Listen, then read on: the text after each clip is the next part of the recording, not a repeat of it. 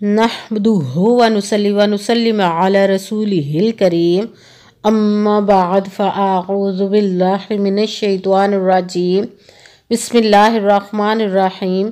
मेरे मुअज़्ज़ज़ सामाईन इकराम, अस्सलामु अलैकुम व रहमतुल्लाहि व बरकातुहू। मैं अपने रब कायनात से ये दुआ करती हूँ कि मेरे जितने भी सुनने वाले हैं, रब कायनात सबको सेहतमंद, तंदुरुस्त और लंबी ज़िंदगियाँ अता फरमाए। हम सब की हर मुश्किल और परेशानियों, तंगदस्तियों में मेरा रब कायनात हमारी मदद अता फरमाए। हमें ज़हनी, रूहानी, जिस्मानी अज़ियतों, तकलीफ़ों, बीमारियों से निजात अता फरमाए। हमें ज़हनी और रूहानी सुकून अता फरमाए। हमें बीमार दुनिया से बचा कर बीमार मदीना बनाए। और जो हम सब के हक़ों में बेहतर है, मेरा रब कायनात हमारे लिए वो अता फरमाए। और जो हमारे हक़ों में बेहतर नहीं, उसका ख्याल भी हम सब के दिलों से निकाल दे और हम सब को अपनी रज़ा पर राज़ी रहने वाला बना दे। आमीन सुमा आमीन।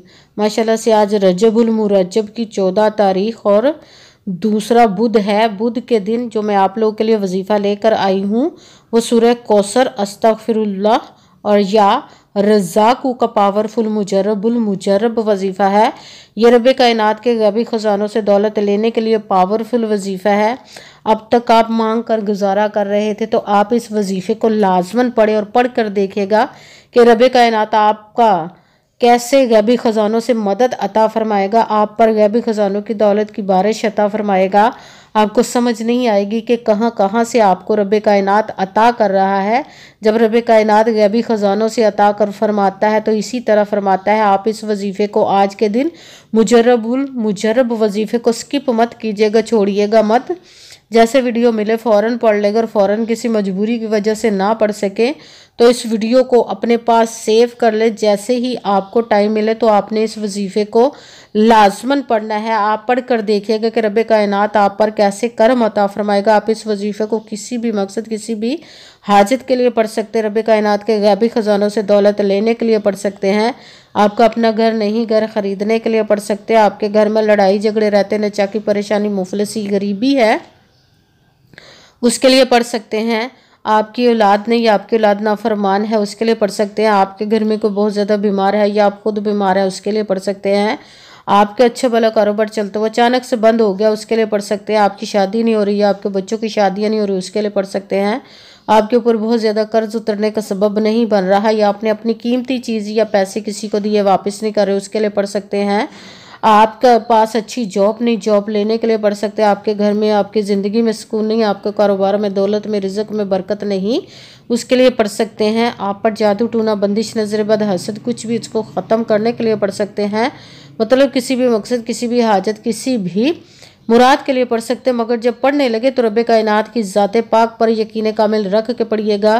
कहते हैं कि यकीन कामिल होता है, पीर कामिल नहीं होता। और अच्छी नीयत रख के पढ़िएगा कि रब कायनात कुरान पाक में इरशाद फरमाता है, इन्नमल अमालु बिन्नियात, कि जो अमलों का दारोमदार होता है वो नीयतों पर होता है। अगर हमारी नीयत अच्छी है तो हमारा अमल भी अच्छा होता है, और अगर हमारी नीयत ही अच्छी नहीं तो हमारा अमल भी अच्छा नहीं होता। चाहे हम जितनी मर्जी मेहनत कर ले, जितनी मर्जी कोशिश कर ले, हमें उसका फल, उसका अजर अच्छा नहीं मिलता। इसलिए अच्छी नीयत रख के, पुख्ता यकीन रख के और 5 वक्त की नमाज की पाबंदी लाजमा रखिएगा। फिर इस वजीफ़े को कीजिए। अगर वजीफ़ा करते वक्त आपके दिलों में, जहनों में ऐसा वसवसा नहीं आना चाहिए कि हम ये अमल कर रहे हैं, पता नहीं हमारी मुराद पूरी हो या ना हो।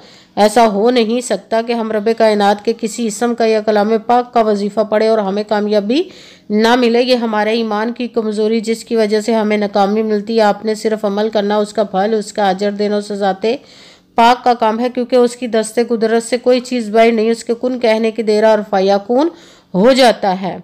आपने अमल करने के बाद उसके कुन का इंतज़ार करना। इंशाअल्लाह अज़ीज़ के हुक्म से आपकी तकदीर के बंद तालों को खोल देगा, नसीब के सितारों को चमका देगा। आपकी ज़िंदगी में ऐसे ऐसे मोजज़े अता फरमाएगा कि आप खुद हैरान रह जाएंगे।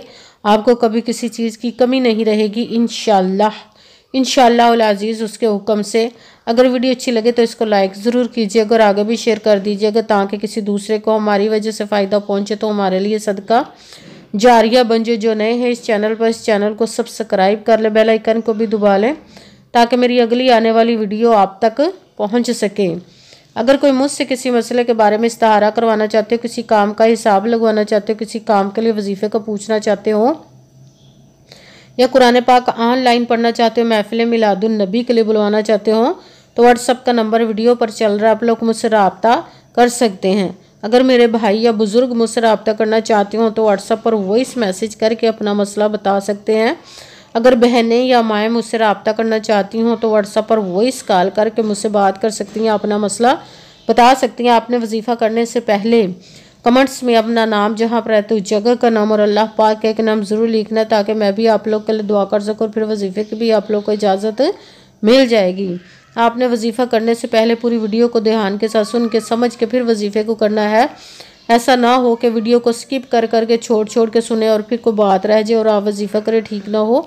आपने ना तो किसी अमल में कम करके पढ़ना, ना ज़्यादा बढ़ा कर पढ़ना। अगर कम या ज़्यादा कर देते तो वो हमारा वजीफ़ा ठीक नहीं होता, हमें कामयाबी नहीं मिलती। इसलिए आपने मुकम्मल वजीफ़ा जिस तादाद और जिस तरतीब के साथ मैं बताने लगी, उसी तादाद और उसी तरतीब के साथ आपने इस अमल को पढ़ना है। आप इस अमल को आज के दिन किसी भी जगह पर बैठकर पढ़ सकते हैं, घर में, ऑफिस, मदरसे, यूनिवर्सिटी, कॉलेज, शॉप पे।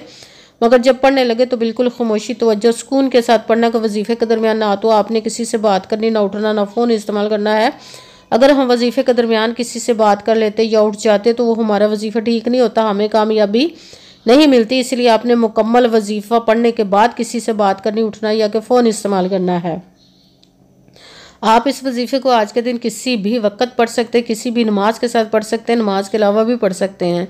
अगर नमाज के साथ पढ़ रहे तो नमाज मुकम्मल पढ़ने के बाद, दुआ मांगने के बाद आपने इस अमल को पढ़ना है। अगर नमाज के अलावा पढ़ रहे तो बावजू होकर ऐसी जगह पर बैठकर पढ़ना जहाँ बिल्कुल खामोशी, तवज्जो, सुकून के साथ आप इस अमल को पढ़ सकें। जब अमल करने के लिए बैठ के तो एक मरतबा आपने दरूद पाक पढ़ना, कोई सा भी दरूद पाक पढ़ सकते हैं। अगर दरूद इब्राहिमी जो नमाज में पढ़ा जाता है वो वाला दरूद पाक पढ़ ले तो ज़्यादा बेहतर, वरना कोई सा भी दरूद पाक आप पढ़ सकते हैं। दरूद पाक पढ़ने के बाद आपने एक मरतबा आऊज़ु बिल्लाहि मिनश शैतानिर रजीम बिस्मिल्लाहिर्रहमानिर्रहीम पढ़कर अपने मकसद की नियत कर लेनी, जिसके लिए आप इस अमल को पढ़ने लगे हैं। फिर पहले नंबर पर जो आपने वजीफ़ा पढ़ना है, कुरान पाक की सबसे छोटी, लाडली, ज़िद्दी सूरह, जिसको दौलत का पावरफुल मुजर्रब वजीफ़ा माना जाता है, सूरह कौसर का अमल पढ़ना। सूरह कौसर को आपने बिस्मिल्लाहिर्रहमानिर्रहीम इन्ना अअतैनाकल कौसर फसल्लि लिरब्बिका वनहर इन्ना शानिअका हुवल अबतर बिस्मिल्लाहिर्रहमानिर्रहीम इन्ना अअतैनाकल कौसर फसल्लि लिरब्बिका वनहर इन्ना शानिअका हुवल अबतर। सूरह कौसर को आपने 41 मरतबा 41 टाइम पढ़ना। फिर दूसरे नंबर पर जो वजीफ़ा पढ़ना है वो है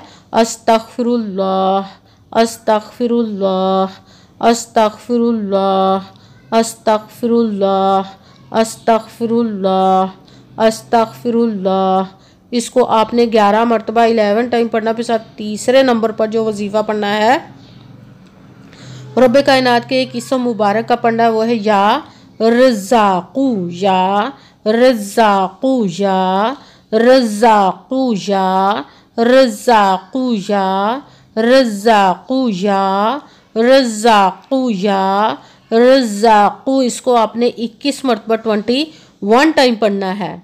सबसे पहले एक मरतबा दुरूद पाक पढ़ा, फिर एक मरतबा आऊज़ु बिल्लाहि मिनश शैतानिर रजीम बिस्मिल्लाहिर्रहमानिर्रहीम पढ़कर अपने मकसद की नियत कर लेनी, जिसके लिए आप इस अमल को पढ़ने लगे। फिर पहले नंबर पर जो आपने वजीफ़ा पढ़ना है वो सूरह कौसर का पढ़ना है बिस्मिल्लाहिर्रहमानिर्रहीम इन्ना अअतैनाकल कौसर फसल्लि लिरब्बिका वनहर इन्ना शानिअका हुवल अबतर। सूरह कौसर को आपने 41 मरतबा 41 टाइम पढ़ना। फिर दूसरे नंबर पर जो वजीफ़ा पढ़ना है वो है अस्तगफिरुल्लाह।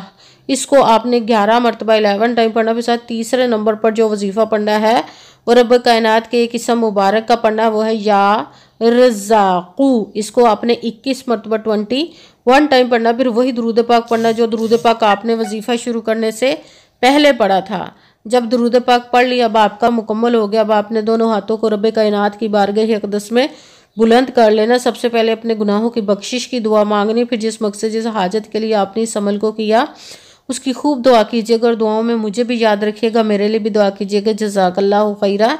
जिस मकसद जिस हाजत के लिए आपने इस अमल को किया, रब कायनात अपने हुक्म से, अपने प्यारे महबूब के सदका से, अपने कलाम पाक और इसमें मुबारक के सदके आपकी तमाम नेक और जायज़ हाजात को कबूल व मंजूर अता फरमाए। इंशाअल्लाह इंशाअल्लाहुल अज़ीज़ रब कायनात अपने हुक्म से। आमीन सुमा आमीन।